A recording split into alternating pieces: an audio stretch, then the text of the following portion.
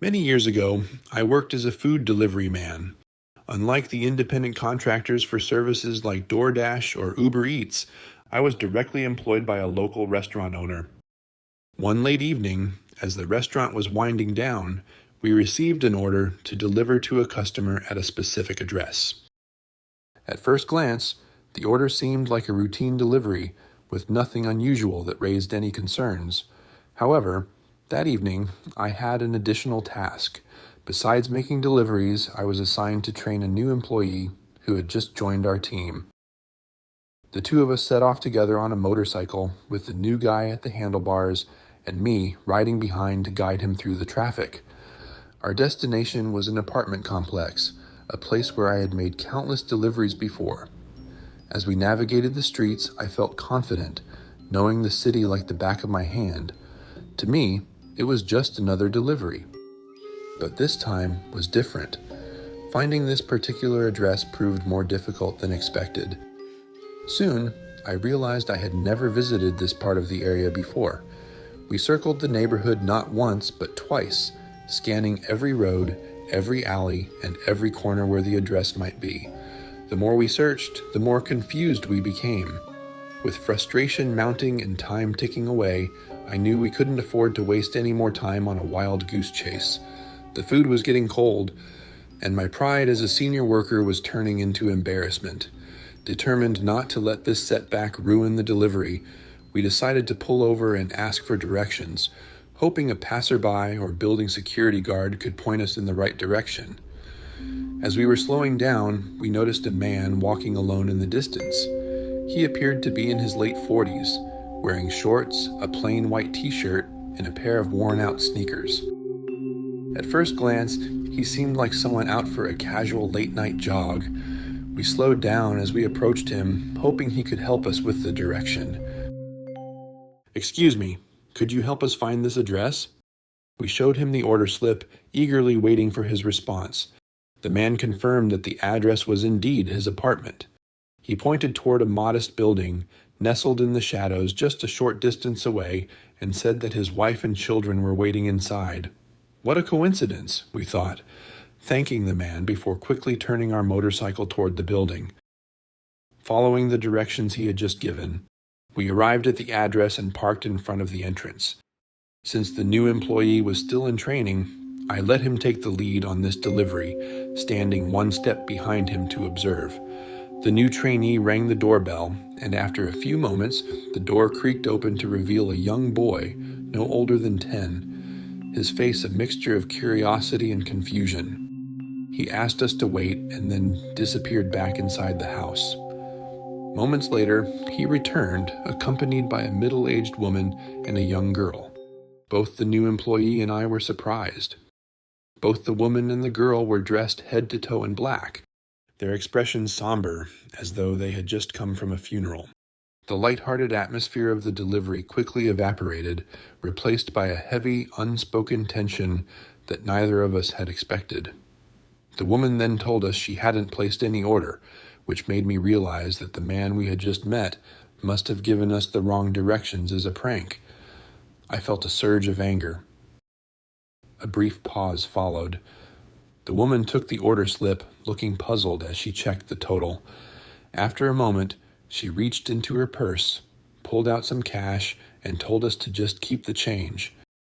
Confused and thinking, is this some kind of practical joke played by the whole village? I exchanged a glance with the trainee, both of us unsure of what to make of the strange situation. Nonetheless, we thanked the woman and turned to leave. Just as we were about to leave, the woman suddenly called out for us to wait. She hurried back inside the apartment and, moments later, returned holding a worn photograph of a man. She quietly asked if this was the person who had placed the order, pointing to the man in the photo. It was the same man who had given us directions, and the name on the photograph matched the one printed on the delivery slip. I was relieved to know that we had come to the right place after all, but my sense of relief quickly turned to chills. With a heavy sigh, the woman explained that the man in the photo had passed away 3 days ago, and his body was still at the temple. The new employee and I exchanged horrified glances, both equally shocked. We realized that the man who had given us directions on the street was not a real living person, but a ghost.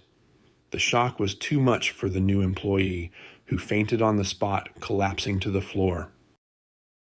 Alarmed, the woman said we should take him inside. Together, we lifted the unconscious employee and brought him into the apartment. As soon as we stepped over the threshold, a wave of unease swept over me. The air inside felt thick with tension, and my hands began to tremble uncontrollably. My heart pounded, but I struggled to keep my composure. Concerned, the woman asked me what had happened. With my voice barely steady, I recounted the ordeal, how we had seen the man outside when we were lost, and how he had given us directions leading us to this address, completely unaware that he was already dead. The woman was about to respond when the house phone rang, shattering the eerie silence. It was my manager, calling to check on us for not returning on time. I picked up the receiver and explained that the new employee had fainted and that we were taking care of him.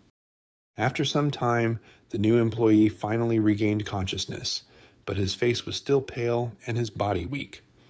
We both decided it was best to return to the restaurant as quickly as possible. The woman reassured us with a few comforting words, urging us to be careful.